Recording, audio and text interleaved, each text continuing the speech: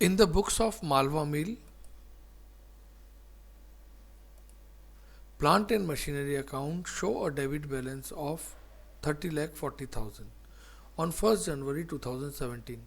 मतलब 1 जनवरी 2017 को मालवा मिल के अकाउंट में 30,40,000 रुपये का बैलेंस है. The company charge depreciation every year on 31st December at the rate of 10% per annum on return down value basis. मतलब हर साल के आखिरी में 31 दिसंबर को डिमिनिशिंग बैलेंस मेथड से घटती शेष पद्धति से 10% पर एनम डेप्रिसिएशन लगता है. The company purchase a machinery costing rupees 11560 on 1st April 2017 and spend 2440 on it's erection. मतलब कंपनी ने एक मशीन खरीदी 1,15,160 रुपये की और उस पर 2,440 रुपये उसके इरेक्शन पर खर्च किया. किस दिन किया ऐसा? 1 अप्रैल 2017 को किया ऐसा कंपनी ने. अब आगे देखिए.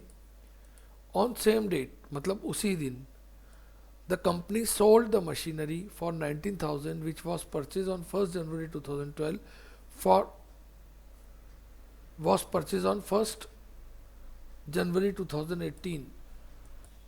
मतलब कंपनी ने एक मशीन 5,000 रुपये में बेची जो उसने 80,000 रुपये में खरीदी थी. कब खरीदी थी? 1st January 2018 नहीं, ये 13 में परचेस की थी. On same date the company purchase a second hand machinery costing rupees 27,537 and spend 2,385. मतलब एक और मशीन खरीदी उन्होंने और उस पर 2,485 रुपीज़ का खर्चा किया उसके रिपेयर पर. Prepare plant and machinery account for 2017. मतलब इसी दिन कंपनी ने एक पुराना प्लांट परचेस किया 27,537 रुपये का और उसकी रिपेयर्स पर 2,485 रुपीज़ का खर्चा किया और अपने को केवल 1 साल का अकाउंट बनाना है 2017 का. लेकिन इस क्वेश्चन में प्रॉब्लम क्या है? आपको ऐसा बोला है कि 1 जनवरी 2017 का बैलेंस है 30,40,000 और अपने को कितने में खरीदी थी मशीन ये अपने को मालूम नहीं है और अपन डिमिनिशिंग बैलेंस मेथड से अकाउंट्स मेंटेन कर रहे हैं.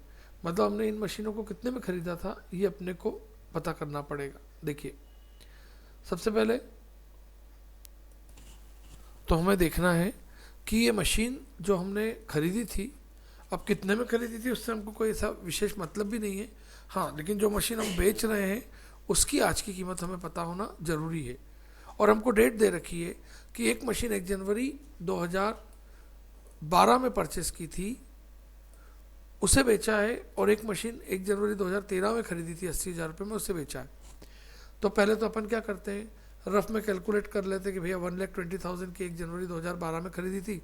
डिमिनिशिंग बैलेंस मेथड से पहले 12,000 डेप्रिसिएशन लगेगा, फिर 1,08,000 आएगा, 2013 का बैलेंस है ये, फिर इसका 10% 10,800 लगेगा, 2014 का बैलेंस आ गया, फिर इसका 10% लेस किया 9,720, फिर 8,7,480 आया, फिर उसका 10% 8,748 लेस किया, फिर 7,8,732 आया, फिर उसका 10% 7,832 लेस किया तो 70,859 रुपये आया, 70,859 रुपीज़ आया.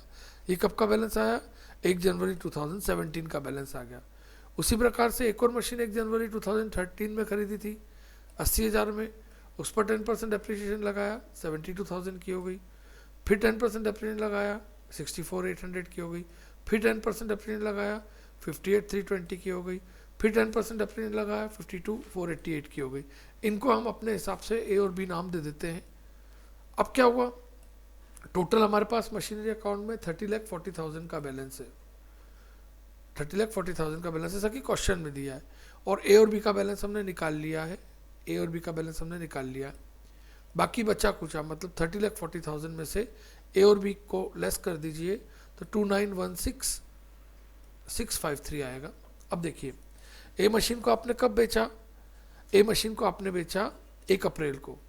तो हम क्या करते थे, पहले जो मशीन बेचते थे उस पर डेप्रिसिएशन लगाते थे. अब डिमिनिशिंग बैलेंस मेथड ही है तो जो ए मशीन का बैलेंस है मतलब 70,000 859, इस पर हमने डेप्रिसिएशन लगाया 3 महीने का, जनवरी फरवरी मार्च 3 महीने होते ना, 1 अप्रैल को तो बेच दी, तो ये आया आपका 1771।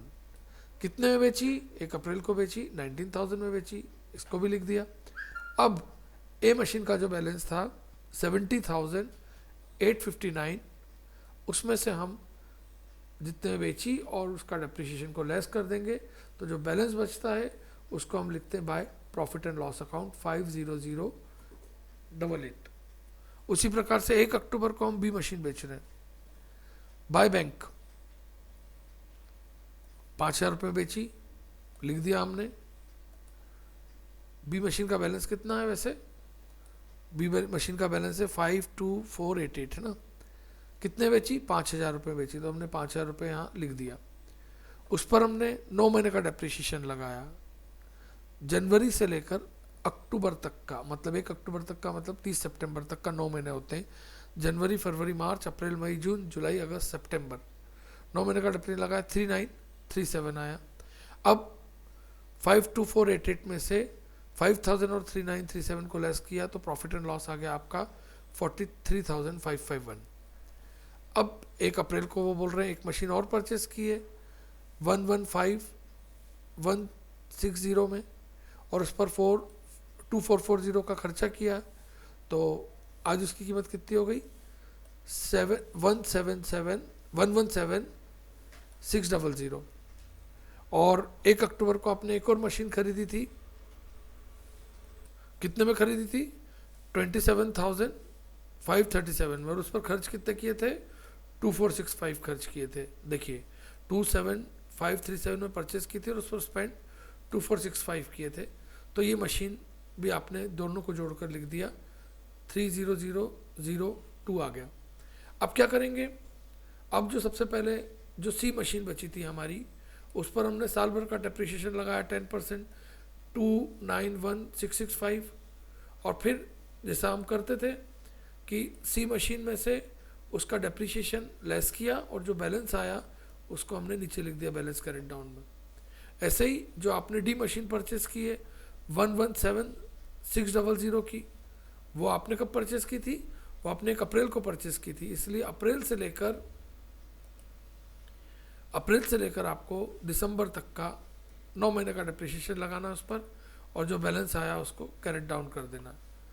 उसी प्रकार से 1 अक्टूबर को जो आपने मशीन खरीदी थी 30002 की, उस पर आपको अक्टूबर नवंबर दिसंबर 3 महीने का डेप्रिसिएशन लगाना है, जो कि 750 होता है, उसको लेस कर फिर आ रहा है 29252 इसका बैलेंस।